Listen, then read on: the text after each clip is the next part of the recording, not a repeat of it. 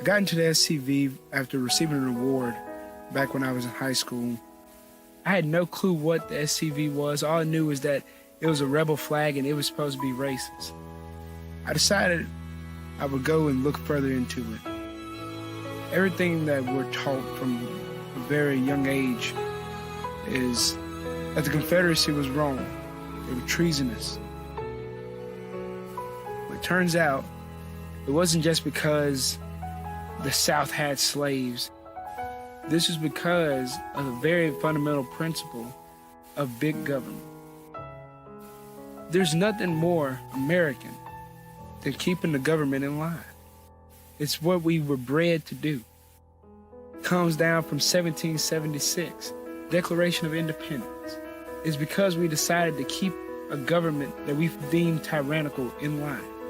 That's what the true definition of the cause is. Me being a young black American and being a part of the Sons of Confederate Veterans is a shock to a lot of people. The black Confederate soldier would have had to have been one of the hardest working soldiers there was. These are men who decided to take up a cause because in the end, it was their own cause. In fact, most owners wanted the slaves to stay back because that was how they were steadily making income. They made a choice to do something that was bigger than themselves. And that's why, as a black Confederate now, it is my duty that I owe them to do something greater than myself. Confederate history is American history, and you cannot separate the two. I am Sammy Travis, descendant of Private Benjamin Rowe, a Confederate veteran.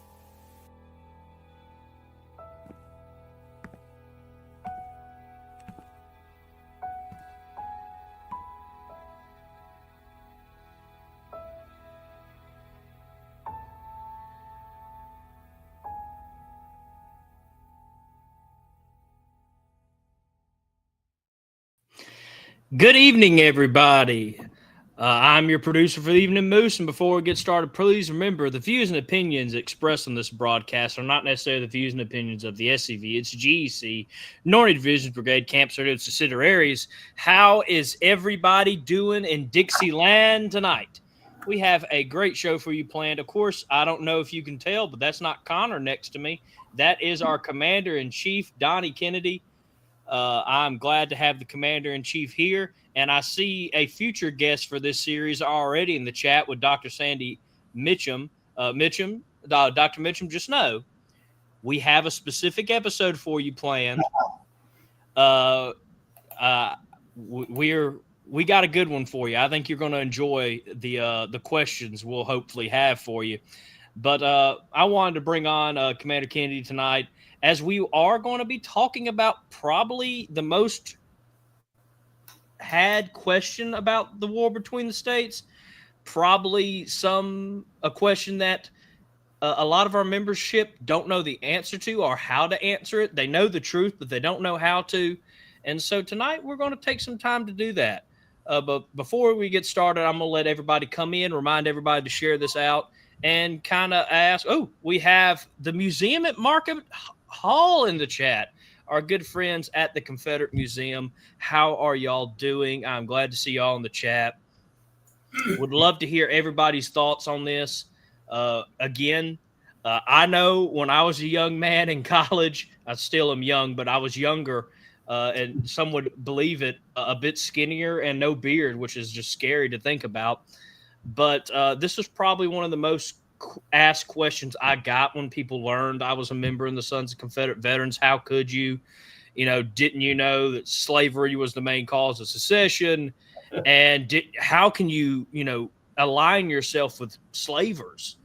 And I was like, it's a very complicated question. Yes, this video will be uploaded to our main channel.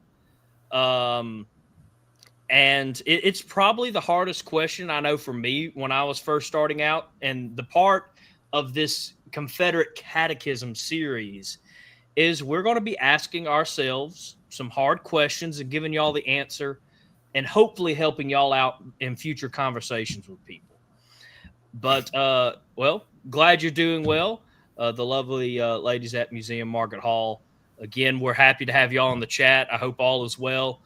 And, of course, I see David Pope, Jason and Lloyd. Good to see a good crowd here tonight. Rich Garcia. But before we kind of get started, let's let everybody kind of jump on. Remember, share this episode out. We want a big crowd. Commander Kennedy, how are you? Well, I am doing quite well. And, this is one of my favorite subjects.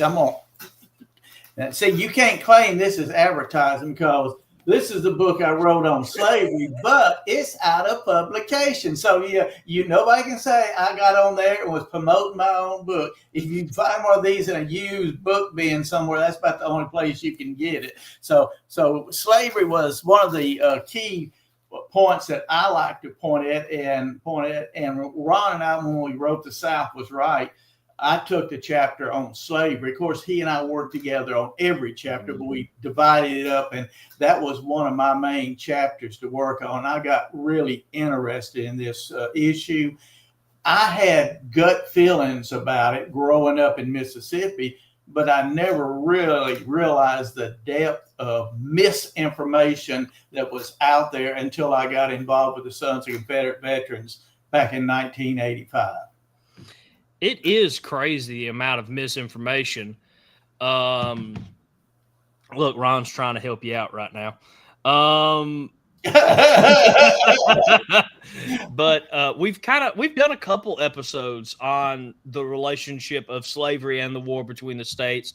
What was that relationship? Why do we think it's been pushed as the main reason?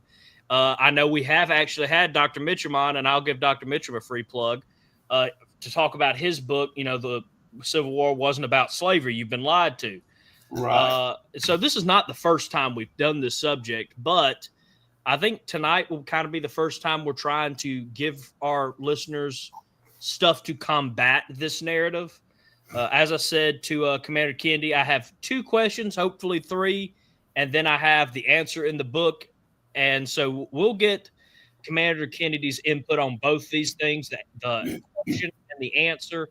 What would he have answered it? What does he think of the answer? Either he adds a bit more detail for you or what so have you. I am currently sharing the episode out, which is what you all should be doing. So if y'all could help me out here, because I'm in 60, I think, SCV and Confederate groups. So it takes me a minute to share this all out. I don't know about y'all, but I would like to get some big crowds for these episodes. As I said, this is a series that is close to me and Connor's heart. Poor Conroe is dealing with life at the moment. Good things about life, but life in general.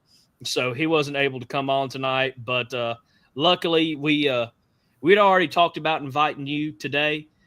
In typical Moose fashion, I waited till about 1 or 2 because I forget. Turnabout's fair play, isn't it? Yeah. I've done that to you many times. This was revenge for the time that Commander Kennedy gave me 2 days to edit a video, I think. For those who don't know, it normally takes a couple weeks to edit one, if you're lucky. But I can't remember. I hope we got that one out. But we did. I'm looking forward to this again. I know Commander Kennedy is, and we're about to jump back into it. I'm almost done sharing. You can't quit sharing until it's done. So while you're doing that, could I mention something right quick? Oh, yes, sir. Go ahead. I want to start off by quoting our president, Jefferson Davis, of course. And he said this, I believe, in the rise and fall of the Confederate government. He said, and speaking of the issue of slavery, he said, no subject has been more generally misunderstood or more persistently misrepresented than slavery. What was true before the war, during Reconstruction, and even today I heard some crazy representative from Texas, and just think of the craziest representative in Texas, and I'm sure you can come up with her name, talking about how we shouldn't be celebrating Charlie Kirk because he was basically no different than reason we had to get rid of all that Confederate stuff.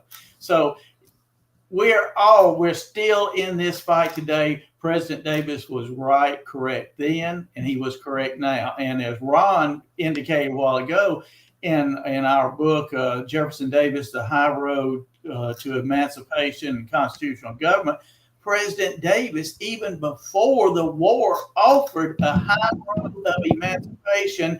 But guess what? The Yankees would have nothing to do with it. So as we get into this discussion, y'all remember it was our president who tried to get rid of slavery using the high road. And Lincoln and the Union Army of Invasion, they used the low road of emancipation, and we are paying for that even today. So with that, I pronounce myself, and you know how I feel about it. So let's get with it, Moose. Oh no! When I had the idea to bring on a Kennedy, I knew immediately I would not have to worry about filling all the time.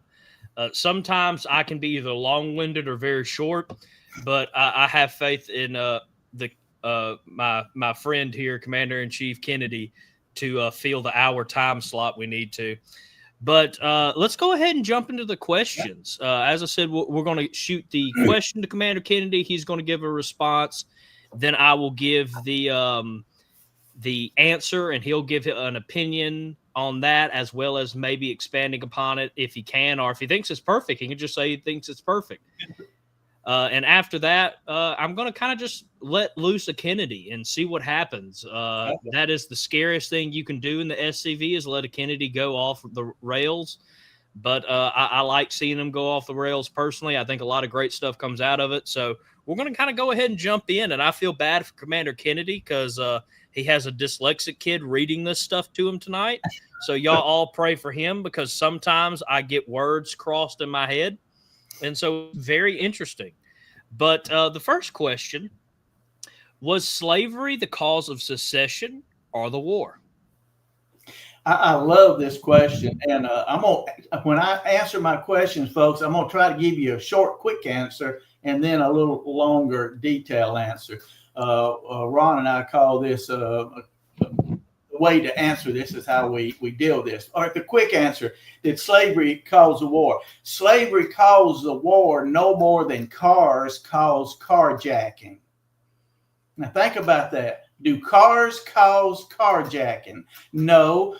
The thief that wants your car and has more value in that car than in your possession, he's the cause of the theft, not the car. I think Lysander Spooner, I believe it was, Lysander Spooner, a Massachusetts abolitionist after the war, made the similar statement. He said that Northerners claim that some Northerners claim they fought the war to end slavery. He said, but they didn't. He said, the slavery didn't cause the war any more than banks caused bank robbery. It's the criminal activity. And he went on to state, Lysander Spooner, he was, like I said, a radical abolitionist, but he said the North did not free slaves. They made all Americans slaves. So was slavery the cause of the war? No. Slavery was the point that many radical Northerners used to gin up support for the adventure of destroying, taking over the South, and it was all a matter of economics. They could not convince England and France to stay out of the war and not recognize the Confederacy by saying, "Oh, we want to rape, pollute, and just ravage the South and steal all their wealth and put them under our economic thumb." England would say, "No, we ain't having that. We'll recognize the Confederacy." But if Lincoln and the radical Republicans could convince the world that the war was over slavery, even a small portion of those people, then the Confederacy would not be recognized. And of course, that is probably the reason we lost the war. So did slavery cause the war? No, slavery didn't cause the war. the financial aggrandizement of the North, using the Southern treasury to promote themselves. That's what caused the war. There was gold in that bank, the South, and they wanted it. And they took an army, invaded the South, and they stole what was rightfully ours. Yes, sir. I couldn't agree more. Was that the short one? That's it. All right, Commander, if you kind of want to go into your long one now. Well, to look at it in a little deeper asset, the war was something that began when the Pilgrims landed in Massachusetts. And that's when the war began. Because remember, what was it? Almost 20, well, at least, 13, 14 years between 1607 and when the Blue-Nosed Puritans landed in Massachusetts. And y'all realize they landed in Massachusetts because God knew that those Yankees did not belong in Virginia. So he blew them off course. They landed in Massachusetts on a itty bitty little old rock about that big that they now claim was a big rock. But that was the beginning of the difference between the North and the South. Our culture was different. Our values were different. We were different in so many ways. Even at the time of the ratification of the Constitution, Patrick Henry warned us, and many Southerners from South Carolina also, wasn't just Virginia, it was South Carolina. They said, if you go into this government with those people, they will financially and economically dominate you. They'll take control of the government and use it to fleece the South of its wealth. Now, remember, from the time of the time before the American Revolution up until 1860, the South was one of the most prosperous sections of the nation. Now, that's not what our children learn in school, unfortunately. They're told other things. And most Americans think poverty is kind of indigenous with the South. It always existed. No, it did not. We were a rich section of the country. And those people, as General Lee called those Yankees, those people devised various means of extracting from us money out of our pockets, send it up north. And many Southerners and some even Northerners said that wealth escapes from the north and escapes from the South and goes north. They did it through control of Congress.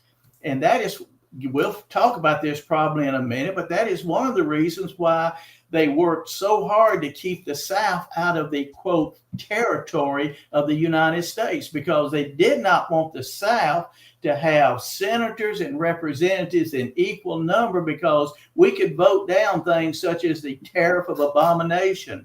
We could then, as Southerners, we could use the power of the government to protect ourselves. And before the war, we had real states' rights, just like Thomas Jefferson and James Madison stated in the Kentucky-Virginia Resolve. The sovereign states could protect themselves from an abusive federal government. But once the North gained control of Congress, and certainly after the war with the adoption of the 14th Amendment, that all changed. And now we have a federal empire instead of a republic of sovereign states. So no, the war, secession was not the cause of the war. It was the last effort of a people to protect themselves from an abusive central government. Remember, in 1776, our colonial forefathers tried to come to a compromise with Great Britain about the differences between the United Colonies and Great Britain. But they would not agree, and we finally had to do what?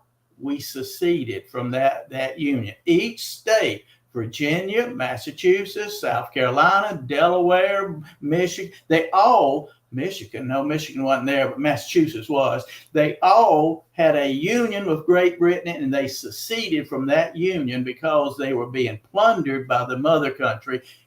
Our Confederate ancestors did the same thing 85 years later. So no, slavery wasn't the cause. It was certainly it was in the mixture, and for propaganda purposes, it was ginned up by Northerners and radical abolitionists, and not all Northerners, but certainly the radical abolitionists. And that was used as almost as a red herring to hide the aggressive activity of those people. Yes, sir. And we talked about this a bit last episode, or the last part of this series, not last episode. But the corporate greed, the economics that went into the war, and this is, and again, I want to thank Dr. Mitchum for helping me out with some of my research last episode that I'm reusing in this episode.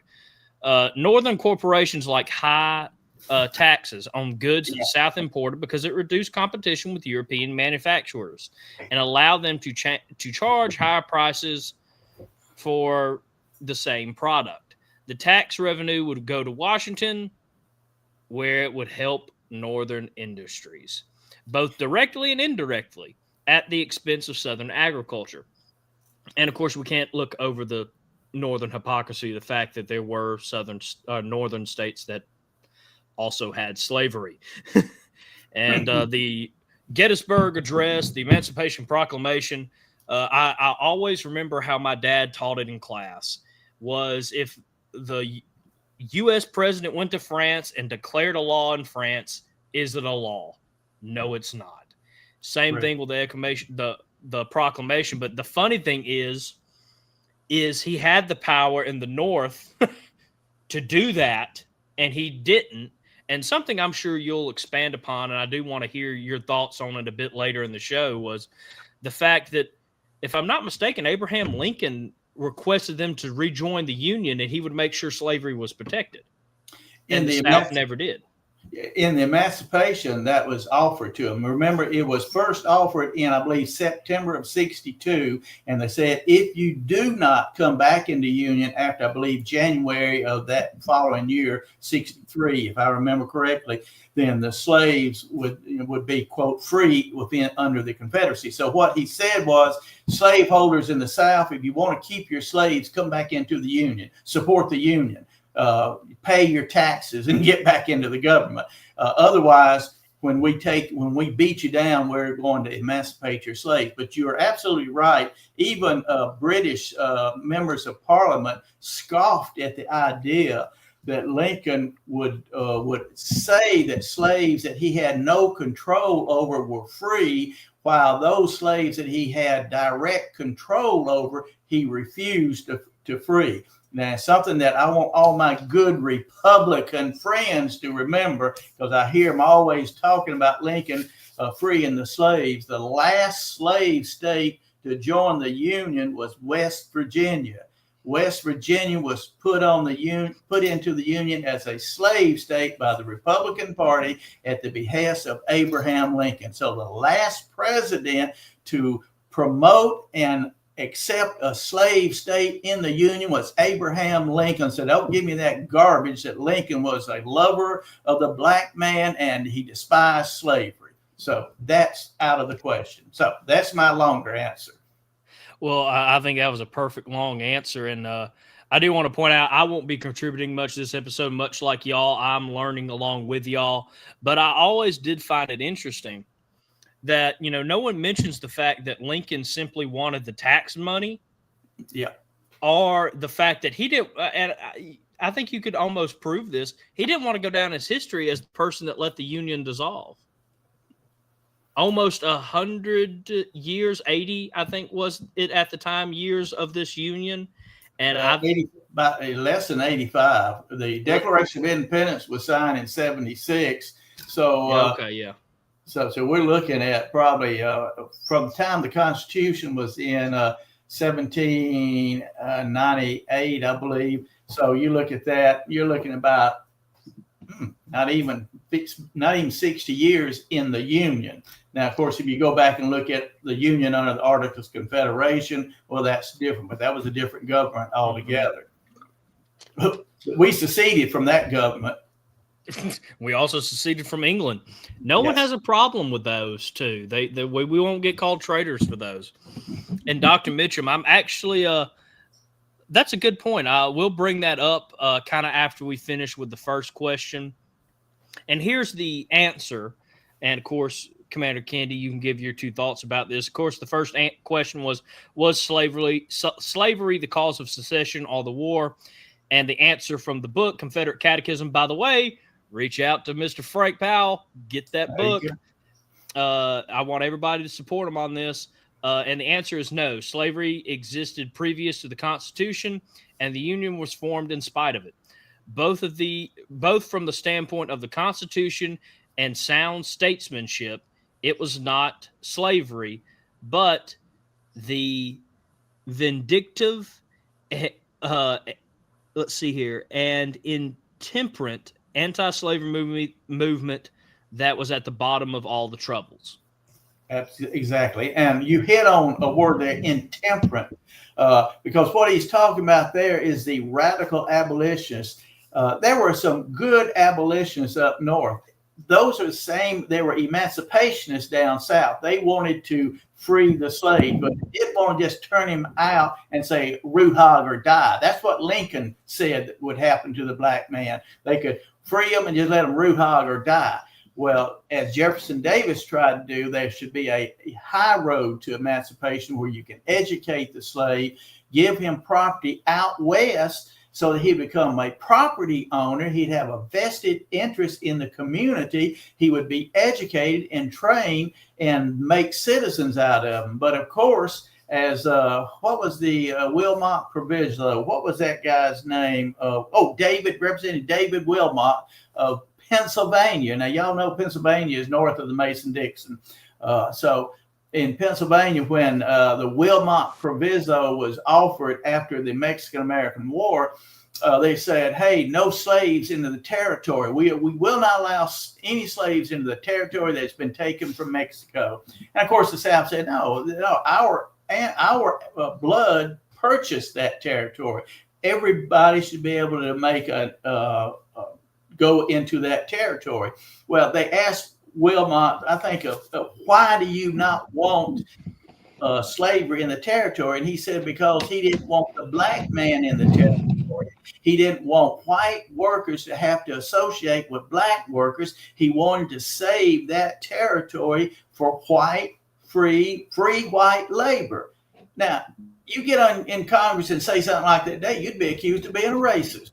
Well, that's exactly what he was. He did not want to see. Jefferson Davis did the opposite. He said, take that territory, let's populate it with slaves who have been educated, who know how to farm, who know how to read and write. They're good citizens. There's husbands and wives and families, and then we can put them out there as we do gradual emancipation, and you'll populate that area with solid citizens. But that's not what the Yankees wanted. They wanted their territory to be free of the black man. Even Abraham Lincoln, I think it was in 59, before he was president, but he said that he did not want black people in the Western Territory. And that's why they didn't want the South moving people into the territory.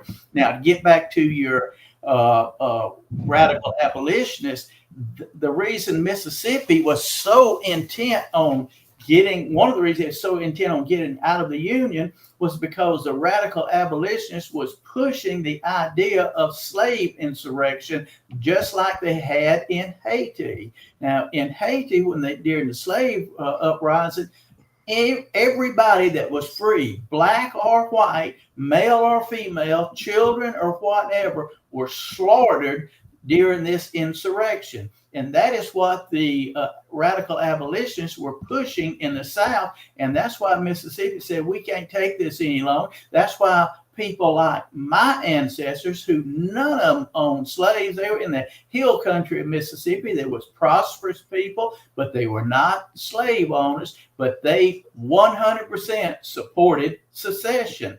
So, that key element there has been overlooked, that it was the action of the radical abolitionists pursuing the idea of slave rebellion and massacre of white people in the South, and free blacks too. It was both the free blacks and the whites that would be murdered, just like they were in Haiti. And that's another reason why Mississippi said we got to get out of this. We cannot stay in a union with people who are trying to kill innocent people in Mississippi. I agree. Sorry, I kind of drifted off for a second because someone asked a pretty good question, and I'm trying to find the episode for it. But we did do an episode on the Cornerstone speech where we talked about how to kind of put that into context and reevaluate it, because that's also heavily used against us. Mr. John, if you don't mind, in the future, it will be in the archived portion of our website. Click episodes and hit archives, and you'll be able to find it.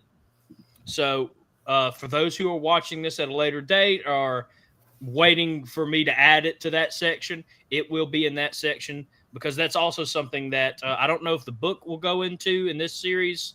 So I don't know if we'll touch it, but we also have got a lot of good episodes on there, like the before episode with Dr. Mitchum, The War Wasn't About Slavery. So I would check that out, Mr. John. And as I said, I'll put it up in here. And by the way, perfect. Go ahead. Oh, I was going to say, I was just noticing where Ron had mentioned that Daniel Webster had even declared that the radical abolitionists had destroyed the Southern emancipation movement. Because y'all have to remember, in 1860, there were more free blacks in the South than anywhere else in the nation. So it was, if they were free, and if the South was such a horrible place, why didn't they run up north? Well, two reasons. Number one, the South was their home. And number two, the North didn't want them. So, and Mississippi, Governor Brandon, Mississippi is named after him. Governor Brandon even stated before the legislature that slavery was an abominable institution, that something had to be done to get rid of slavery. When William Johnson, a black slave in Mississippi, in order to be freed, his father, who was a white man, petitioned the Mississippi legislature to free this man and the man's mother, William Johnson's mother, and William Johnson.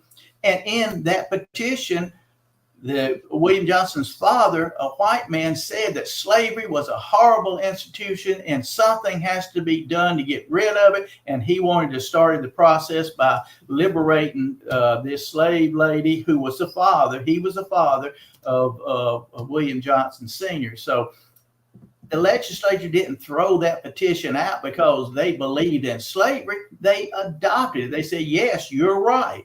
But all these little things like that are conveniently overlooked by our detractors and those who hate the South. So, this is another reason why we need to learn our history a little bit better, so that when an issue like this comes up, you'll have the ammunition to destroy the enemy. That is destroyed by intellectual capability. And I don't mean otherwise. Oh, yes, sir. I agree. We need to destroy them intellectual. And, this is something I didn't think about. I wish I would have. But Dr. Mitchum does bring up, before we kind of jump into the next question, tell them about the Corwin Amendment. Well, that was a very interesting thing, because if the war was about slavery, all the South had to do was go back into the Congress, say, okay, wait a minute, we made a mistake. Let's go back into the federal Congress. We'll adopt this Corwin Amendment, and slavery will be protected. And I believe the majority of the northern states, and I know the northern senators, majority had passed the House and the Senate. So all they needed was a few more southern states to say yes, and that would have been in the Constitution of the United States, and slavery would not have ended probably until the mid part of the 20th century. So it was so well embedded into the Constitution by this amendment. And Lincoln was in favor of this amendment. So again, if the South was wanting to if the only reason they was seceding was to protect their slave property, all they had to do was say, oh, okay, let's get the Corwin Amendment. I like that. It's going to protect our slave property. Everything's good. But that's not the issue. Like I said, The division between North and South began when those blue-nosed Puritans put their cold, stupid foot on Plymouth Rock. Now, I do agree with that. And of course, we are reading a book in the Moosehead Book Club exclusive show on Patreon, and it's very enlightening of how long Yankees and Southerners have been at it. And you hit the nail in the coffin. Since they planted that dead gum flag in Massachusetts, we have been at war. It's the Virginia values versus Massachusetts, right. North versus South, Republican versus Democrat, conservative versus liberal. It is an ever-evolving name, but it's the same battle we've had since they got here. But I'm glad you mentioned that, Dr. Mitchum. And, yeah, 2/3 of Congress voted for it. And it's interesting. That adds to the question, okay, if this was the main reason of the war, because like, they're not saying it was an issue. They're saying it's the main reason. They always point to the Cornerstone speech or state secession documents, and we'll probably tackle that out either later in this episode or in another episode. But they always see this is why it's the main reason was slavery. But they're also ignoring all these facts because I spent a crazy number of years of college simply because I'm still going because of a lot of decisions.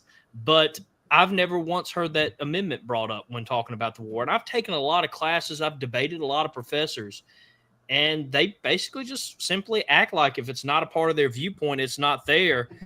Like my friend Dr. Mitchum said, modern historians, instead of, and I'm going to paraphrase, I'm going to add some of my own thoughts here. My first lesson in history was you cannot judge someone 100 years before you like you're living in 2025. You have to act like you were living in 1776, 1861, because you won't be remembered as fondly as you think you will be in 100 years yourself. So you need to be careful on who you point that finger at. You have to judge them by just the culture of the time. And something that I love from Dr. Mitchum, modern historians follow the creed, serve the agenda rather than seek the truth. And this is definitely one of the biggest cases of that. And with that, let's get into the next question. All right.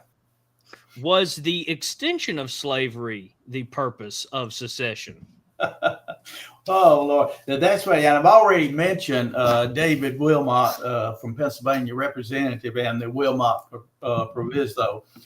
And that was an instrument to prevent, of course, the movement of slavery into the territories. Now, let's think about it. If the South had seceded and were successful, how much of the, quote, territory would the Confederate States of America take? We could have had a sliver of maybe New Mexico and Arizona, and that would probably be just about it. So everything else would have been in the hands of the United States.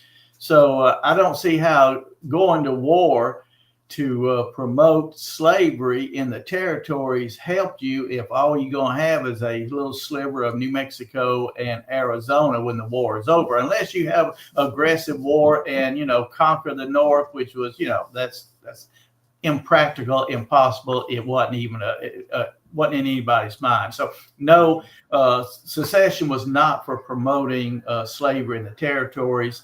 As we said, we tried that. The Southern representative, as I said again, said a while ago, Jefferson Davis made it very clear.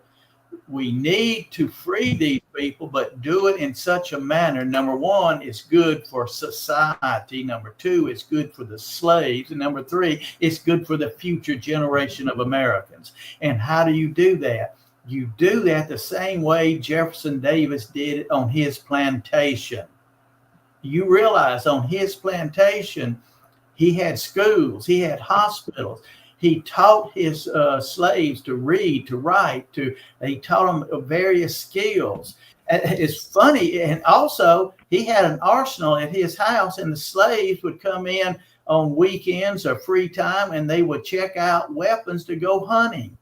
And I know this is true because there's an incident that happened in Mississippi, what is now Davis Island. It was at Itmus at that time in the 1850s, and some contractors was trying to dig a canal across the Isthmus, which would put Davis and his plantation on an island. Now, today, it's known as Davis Island, okay? During the big flood of 27, that Isthmus was washed away and became an island. But it was an isthmus at that time, so it was land connecting that, and these white people came in there and was going to cut a trench across there to make the Mississippi River flow across there and turn into an island and give them riverfront property.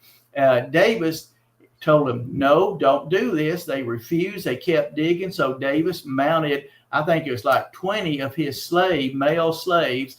They all were well armed. And Jefferson Davis, at the head of the group of armed black men, chased the white men out of that area. And Davis made a comment, I believe it's in The Rise and Fall of the Confederacy, that he was probably one of the few white men in the South that chased white people off property with armed black men.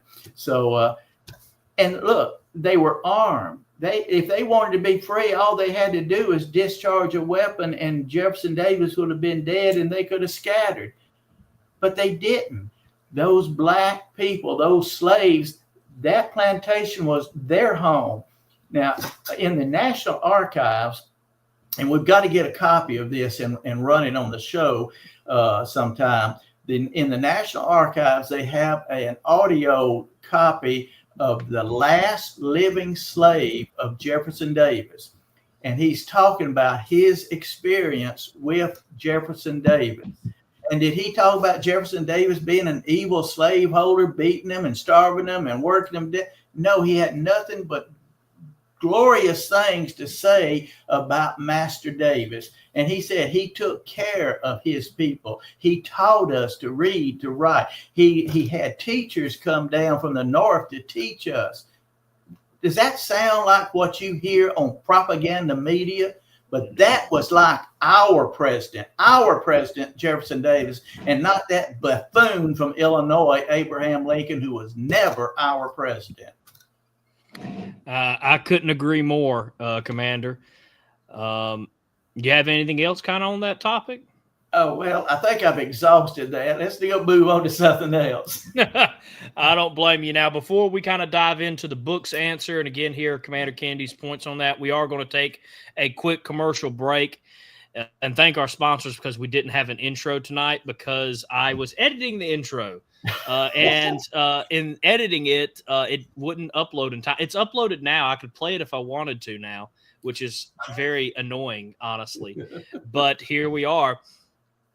Remember our sponsors, of course, SCV Chat. All these episodes that we're doing, you can easily find them on YouTube. I'm having a playlist called the Catechism series, so you can review this information at your will. And, of course, on the archived version of the website, I have a lot of episodes like this where we dive into defending the South and our heritage and attacking these questions that they're saying that we're too scared to answer. No, we've answered them, and now we're waiting on your response, and I haven't heard. So make sure to go check out scvchat.com. And, of course, SCV Chat on Patreon. You can help us reclaim the narrative 1 week at a time with supporting us. For $2.50 a month, you can feed a moose. I didn't get to name that. I didn't want the name, but here we are. And that's just general support. For $10 a month, you get your name at the end credits of every episode, as well as behind the scenes, an exclusive show, and a lot more, especially a project I'm working on. I'm not under any delusion it will be a huge project, but I think I found a new way to tell some stories that I've heard a couple times throughout the year from one of my friends who's a historian in Oxford. So that's the only hint I'm going to give everybody. I'm working on that, hoping to have it out sometime soon, but the Patreon members will get to see it first. Of course, we have exclusive merchandise on Patreon for the membership tier. For $30 a month, you get merchandise that no one else will. And, of course, for $80 a month, you become official sponsor of the show. You'll be bragged about in the intro. And, of course, you'll be a part of the commercial break. And tonight, our sponsor is Dr. Chris Cummins, MD. If you're not feeling well and you're just needing of a doctor that will actually treat you with some Southern hospitality and won't shoo you out the door, go check out Dr. Chris Cummins. He will make sure if you have any knee pain, he'll help you out there. But you actually don't want to eat an apple because it's so fun to go check out Dr. Chris Cummins. He'll treat you right, get you well, and get you back on the road. So go check him out in the Oxford, Mississippi region. Thank you to all of our sponsors, and we'll be right back after this quick commercial break. There is a place nestled in the rolling farmland of southern Middle Tennessee. A home constructed in 1837, nearly lost to the ravages of war. Saved by a servant and a Confederate general. A place where families loved and lost. If walls could talk, what stories could be told? If a place, a home, can feel love, loss, pain, surely this is one of those places. Nearby is a more recent structure, and inside are the stories of heroes and heroines, stories of battles won and lost, stories of sacrifices made by the people of its native soil. A place that will tell the true and complete story of the Southland and the war fought for its freedom. From the causes that led to the conflict to the modern-day struggles to protect Southern history. Historic Elm Springs and the Confederate Museum at Elm Springs are the general headquarters for the Sons of Confederate Veterans. A place where the story of the Southland and its historic struggle is preserved and told. Come and discover your history. I want to thank our sponsors again, and let's go ahead and jump back into this topic. We still have the answer on the last question and a whole other question to ask. So let's go ahead and just jump back into this. So the last question I asked Commander Kennedy, was this extension of slavery the purpose of secession? And the book has answered, no. When South Carolina seceded, she had no certainty that the other southern states would even follow her example.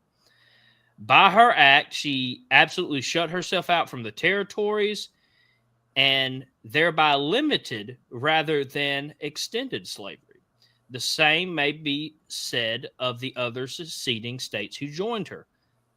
Right. So anything you want to add to that, Commander? I think that's essentially what I said, and it's 100% right. And I don't know, the Confederate Catechism, Ron and I read that, back in the early 80s, I believe, and that was part of what we used when we started writing The South Was Right. That, along with many other books. I do want to mention right quick, David Pope mentions that Albion Seed is still available. And if anybody wants to really do a little deeper dive into the cultural difference that sprung up between the North and the South, because Albion Seed is a great book. I think I ran into that book in the maybe 1988, 89, right shortly after it was published. And that is a great book if you want to do a little deep dive into the cultural differences between the two regions. Yes, sir. And we will be getting back to that book review. So for context, for David, if you join, the lowest you can join is the $10 tier. You get a free copy of the book. And all you got to do is contact David. David will contact us asking if this person is indeed a Patreon member, and we will figure out a way to get you the book. Again, I highly recommend it. It's been a while since we've done an episode, but I've read the book. I learned so much from that book, and the whole point of me getting that book, I can blame Carl Jones, as I went up to him and said, Carl, I need a book to start on. it's becoming more apparent that even with a bachelor's degree in history, a master's, a PhD, hopefully even one day, I will not ever get a history education in the college system, in the higher education system of true history. So I'm going to have to teach myself. So I asked him, I asked a couple people. That was kind of the major book that everybody wanted me to start with. And so we've started with that. There's hopefully going to be a lot of books. It's just this book is so big. It was taking a lot of time to break it down, but we will get back to that. But I do agree. You don't really see the South wanting to extend it. Again, I hadn't even thought about that. The fact that when everybody started seceding, they were just seceding for their state. They had no idea that another confederation would pop up, that they even wanted to probably. I'm sure if we went back and read, could you imagine? You just got out of this. You're just wanting your state to be safe and, first off, states' rights, the 10th Amendment. And now there's talks about, okay, well, there's a couple people that seceded. Do we want to form another union? And I couldn't imagine that conversation. But, yeah, they had no idea. I think Mississippi seceded in January. So you have a month, I think South Carolina in December. Yes. So you have a month where South Carolina is the only state that has just pieced out of the Union, used its constitutional right. So they had no inkling that the whole Union could have passed an amendment to outlaw slavery at that point. South Carolina did not care. So I think the book makes a great point. Again, Confederate Catechism. Go check out Mr. Frank, our editor-in-chief of the Confederate Veteran Magazine, to get your copy. That is the unofficial sponsor of these episodes. So go check him out. And I do want to mention, we talked about that book. I haven't mentioned this yet, but I'm going to use my own funds because it's only a couple bucks. It's like $4 or $5 plus shipping.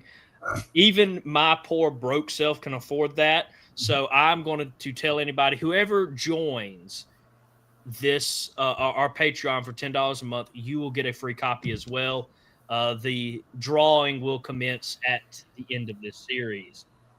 But okay, yes, thank you. I thought January 9th, but I have been mistaken before. And last time I said a date and Dr. Mitchell corrected me. It was on Jefferson Davis's birthday, which I had just celebrated, so I was a bit embarrassed. So I didn't want to say January 9th without being correct. But I did not know South Carolina's off the top of my head. I knew December, but I did not know December 20th. Okay, thank you, Dr. Mitchell. All right, the next question, and kind of the last question of the episode, and we might have time to dive into some other thoughts. We might not. I have faith in Commander Kennedy to stretch out this question for me. And we'll kind of follow the same format. First, I'll ask the question. And the book asks, did the South fight for slavery or the extension of slavery? One of the more interesting discussions I've had with people especially on interviews on radio and TV, is call-in questions, is this whole idea about slavery and, was the South seceding just because of slavery? Now, I want you to repeat that question one more time so I don't go over the same material that I did the last time. So repeat it one more time. Yes, sir. And this one's a bit different. Yeah. Did the South, in the war between the states, fight for slavery or the extension of slavery? Good. Okay. Good. Because the fight, that key word, I want you to get that word in there because that's what I'm going at. About I think it was 3 years ago, Ron Kennedy, my twin brother, had a really spectacular article in the Confederate Veteran in which he did a summation of the Confederate battle flags and the mottos on these Confederate battle flags. Now, the battle flags, and when I talk about the national colors, we're talking about the battle flags, the flags that the ladies in the community with their own hand would sew and hand to a lot of times it was handed to a company, and that company would take it and then it would be incorporated into a battalion, a regiment, and so forth. But on these flags many times, not every time, but many times, they'd have some type of motto on there to say why these men, to inspire these men to keep fighting, to fight. Now, we did a research, Ron and I did, and we've turned over archives, we've turned over old Confederate magazine, veteran magazine. We just dug and dug and dug. Now, we found a lot of Confederate battle flags with mottos on them, but we never found one that had a motto that said anything about protecting our slave property, period. Now, they talked about defending home and family. I think in Louisiana, it was trust in God and leave us alone. That was their whole idea. In Alabama, I think they had one that was had the motto, we dare defend our rights. And every state had flags of their battalions and their companies, their battalions and regiments that was going to war. They had these mottos on some, and not all of them, but we never found one that highlighted the idea of fighting to promote or defend slavery. Now, I always like to go back to really point out why they were fighting. No battle flag that I've ever seen describes it better than the battle flag from Kings Mountain, Carolina. It's right on the border of South Carolina and North Carolina. The famous Battle of Kings Mountain was fought in the War for American independence right there. And those people that raised that company there, on their battle flag, the motto was, like our ancestors, we will be free. Now, by George, that tells you what those men were fighting for. Not slavery, not to promote slavery, not to extend slavery. They were fighting for freedom from the grasp of a tyrannical government, just like their forefathers, like our ancestors in 1776, in 1861, we will be free. And I've seen that on similar mottos all across the South. Now, I did find one flag, I think either a flag or it may have been on a Bowie knife that somebody had written, "Death to abolitionists." And I've had people say, see, that proves they want to keep their slaves, or they want to kill the abolitionists. Charles LeRae just said, yeah, let us alone, trust in God. Thank you, Charles. On that Bowie knife, it said death to abolition. Now, why were they mad at the abolitionists? Because the abolitionists was trying to promote the rape, murder, and destruction of their families, their women, and their children. That's why they hated those radical abolitionists, and that's what that was about. But that's the only thing I've ever found that the Yankees could even say, well, see, that's what they were fighting for. So, no, they were not fighting for promote slavery. And I wish if somebody, David Pope, if he's on there, maybe he can enlighten me. I'm trying to remember the name of the gentleman, and I think he's from Tennessee, that wrote a book about the speeches of the surrender speeches that the Confederate generals gave to their men, both North and the South, praising them for their valor, what they had done and everything. And all of these speeches that have been collected in this book, and I apologize, I can't even remember the title of the book, let alone the author. I met him. He's a grand gentleman. But anyway, in that book, you go through all these speeches that the general is given to his troops as they're being discharged, both North and the South. Do you know how many speeches were given thanking the troops for ending slavery or destroying slavery? Big zero, not a one, nada. Even the guy that was the commanding general, who was white, of the Dr. Michael Bradley. Yes, thank you. What's the name of his book, too, if you can come up with that? I've got it in my bookcase, but it's so disorganized I couldn't find it all of a sudden. But even the commander of the Massachusetts Black, was it 54th Mass, the Black unit in Massachusetts, he did say, yes, you will now be free, but he did not go on talking about how they had fought to end slavery.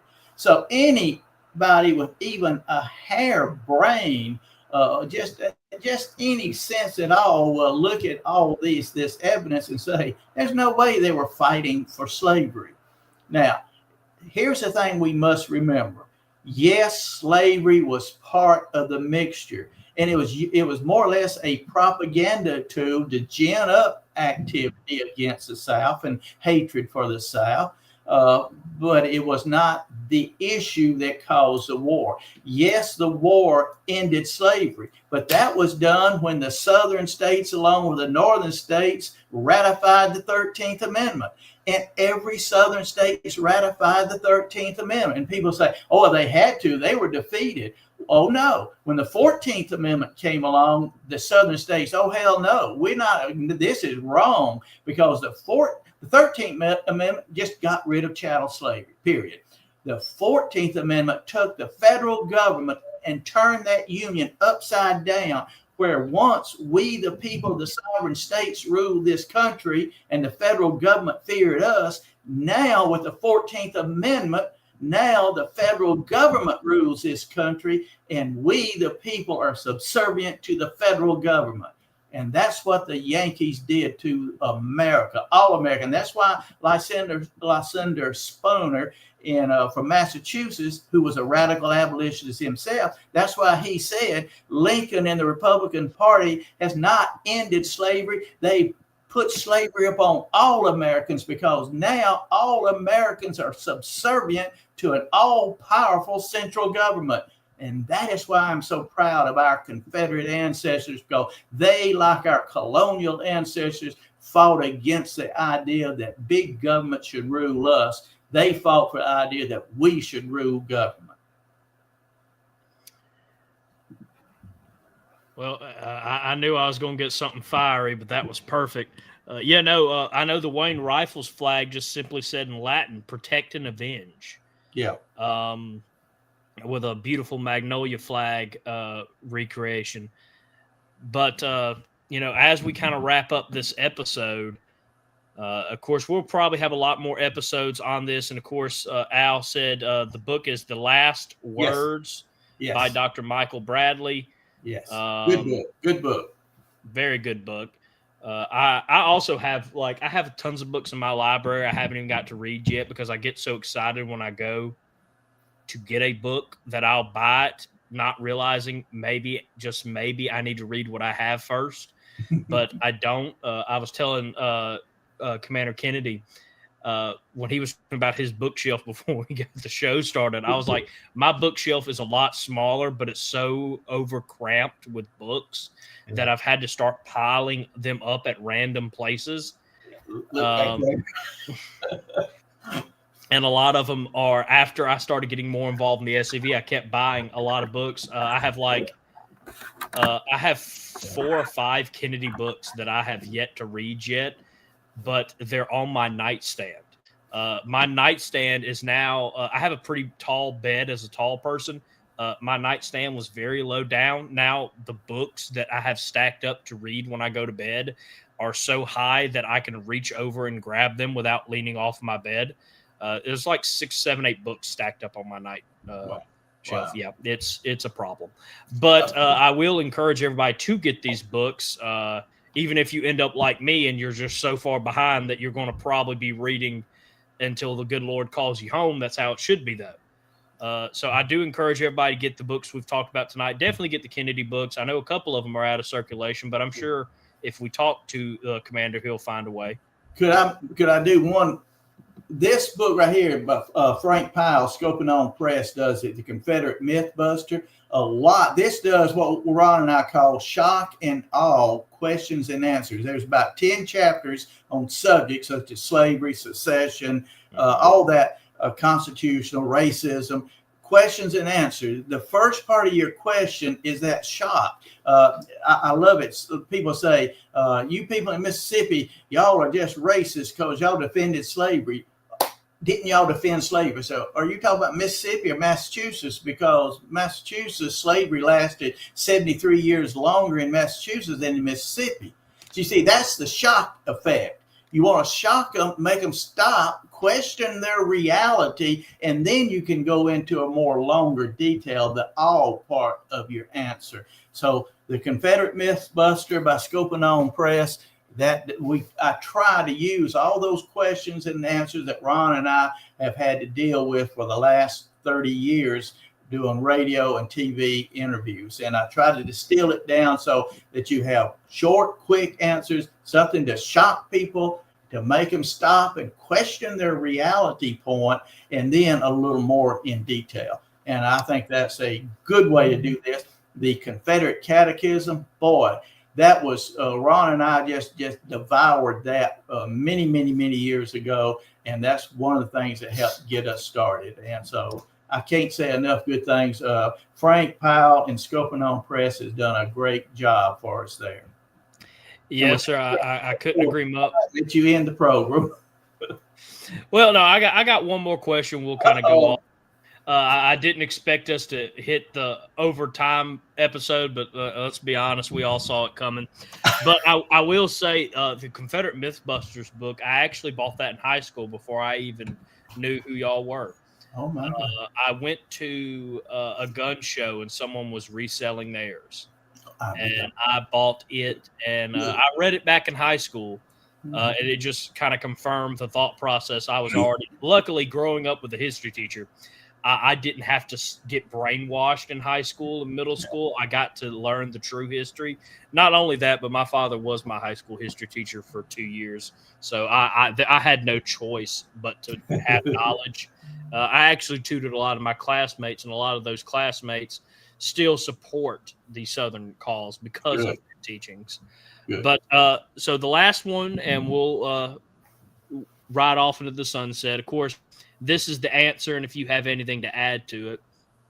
Did the South fight for slavery or the extension of slavery? Confederate Catechism says no. For had Lincoln not sent armies to the South, that country would have done no fighting at all. Great. Nothing needs to be said. I mean, that's a perfect answer there. You know, you may want to have a little more detail in so you can have more of an awe, but that is a shocking thing. That makes people stop and question their reality on what they feel about Mr. Lincoln in that war. And if you had a little more detailed answer there to really awe them, that would be great. So that's a great answer. Yes, sir. I couldn't agree more. And I mean, you hear this a lot when Southerners talk, you know, especially about Fort Sumter, that they sent in an army. Lincoln knew what he was doing when he did that, when he did what happened at Fort Sumter's. So I couldn't agree more. As you said, there is a bit more context you can add to that, which I think would help. And I do encourage everybody to add on to these. A Confederate Catechism is a great starting point. Of course, we talked about this the first episode, but it was written by Lyon Tyler. And he is, of course, the son of John Tyler, the 10th president of the United States. And he actually wrote this book because a lot of people were putting down his father's presidency in, of course, response to, oh, look how great Lincoln was. And Mr. Tyler sat back and said, Lincoln wasn't a good president. And so he wrote this to defend the South, to defend his father, and to show everybody just who Lincoln really was. And I can't wait to get into those questions on Lincoln. I love a good Lincoln bashing. I don't know if you can tell that. Those are some of my favorite episodes. But that is it for tonight. Everybody. Could I make one quick? Since you've talked about Lincoln bashing, at our Stephen D. Lee Institute coming up in February, look in the Confederate Veteran coming out. Next one, we'll have an ad in there. One of our speakers will be Dr. Thomas D. Lorenzo, and he will be talking about Lincoln trampling on the Declaration of Independence. So he's only one. Dr. Jeffrey Adicott, Dr. Wanzura Joya from Kenya, who is a great defender of the South and Western Christian civilization. She'll be there, and Ron and I will also be speaking. And the eminently great from South Carolina, Paul Graham, will be our master of ceremonies for the event. So you'll have more information coming up on the website shortly and in the Confederate Veterans. So Stephen D. Lee Institute in February. I love the Institute, just to promote it a bit more. And we'll have an episode. I would like it in January or whenever y'all are ready, Commander, to talk about it. I always love promoting it. I love trying to go to it. I will have to see where it is this year. I can't remember off the top of my head. Durham, North Carolina. Okay, perfect. I'd love to make it over there and see everybody and, of course, learn some history, these education conferences that I know a couple divisions do. And of course, I think Heritage Operations does the SD Lee Institute, is a great thing. Go to it. Check out these books. I know Todd Owen said he just ordered The Last Words. Check out these books. Grow your knowledge about the South, about our heritage to defend it. And hopefully we at least give you a starting point. Tonight, the more you know about Lincoln, the less you know about Lincoln, the more you like him, is a That's great right, quote. That should be a T-shirt. That is phenomenal. But thank you all for watching this episode. Make sure to share it out. Again, let's get this information out to as many people as possible. And make sure you email scvyouth@gmail.com, and you'll be featured on the upcoming episode of Look Around the Confederation at 7 p.m. Confederate Standard Time on Thursday. I know we have some great news coming out. I hope to see people send it in. Let me know what you thought of last week's Look Around, because it was the first non-live episode we've produced on this show.